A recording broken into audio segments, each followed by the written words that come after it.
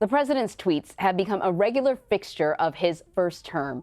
A New York Times analysis looked into more than 11,000 tweets from the president since he took office. More than 5,800 of them were used to attack someone or something. Those tweets have a global audience, reaching the president's more than 66 million followers around the world. So Karen Yourish joins us now. She's a graphics editor at the New York Times, and she worked on this piece. And I also find it's interesting that the person that he compliments the most in his tweets is himself. Perhaps no surprise there. How exactly has Twitter reshaped the presidency? Because that's the title of the piece. Right. So thank you for having me. President Trump has used Twitter to reshape the presidency by hiring and firing people on Twitter. He rails against his own Federal Reserve and other officials, Jeff Sessions famously, as well as pushing immigration policy and basically threatening at times to tweet out something that he wants his aides to do if they are refusing to do it. Right. He sort of, at times, sort of circumvents the process that one would think when it comes to policy would happen in the Oval Office, where people sort of fight it out and bring up different points of views and all of that stuff. He often circumvents it by just kind of putting out a tweet. And, you know, you sort of talk about this one tweet where Mr. Trump threatened to shut down the southern border in 2018. He caught his administration off guard. And in that way kind of shuts down dialogue, doesn't he? Exactly. And there was another example where Mick Mulvaney was pushing against fining Wells Fargo, and Mr. Trump realized that he needed to, in order to make that happen, he had to tweet about it, and he went against what Mick Mulvaney wanted and tweeted that that was going to happen, and so Wells Fargo ended up being fined despite Mick Mulvaney's initial objections. Right.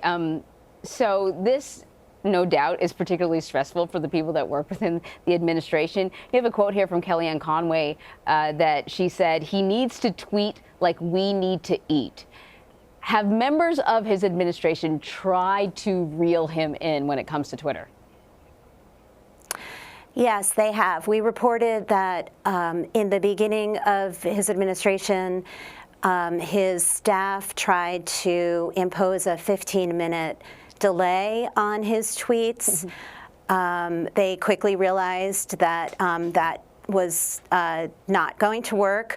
They also attempted to initiate a more specific review where Hope Hicks and others would review everything before he tweeted it out, and I think that lasted about 72 hours and decided that that also wasn't going to work.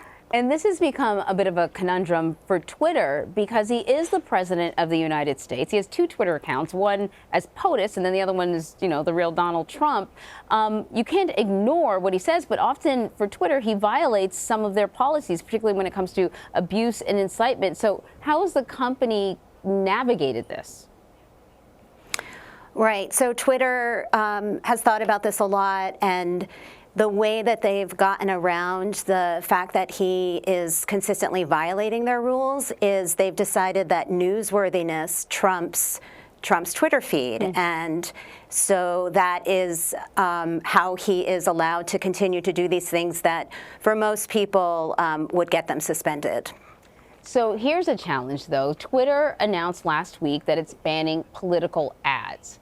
Based on your analysis of his tweets, how do you see this as maybe being a roadblock when it comes to sending out re-election messages? Because he kind of sort of uses his platform both as the president, but also as the candidate for presidency.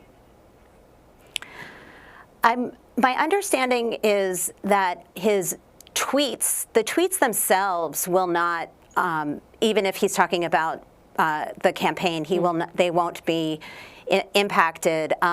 One of the interesting things that we found was that the popularity of tweets does not correspond with public approval, even among Republicans. So the tweets that received the most likes, the ones that are the most inflammatory, are actually the least popular among all voters, Democrats and Republicans alike. That's interesting. So he's getting attention for his tweets, as we know, but it's not necessarily good attention, or maybe any attention is good attention for him. I don't know. Right. Well, that's to be seen. Right. But I think, yes. Well, Karen Yourish, thank you very much. Thank you.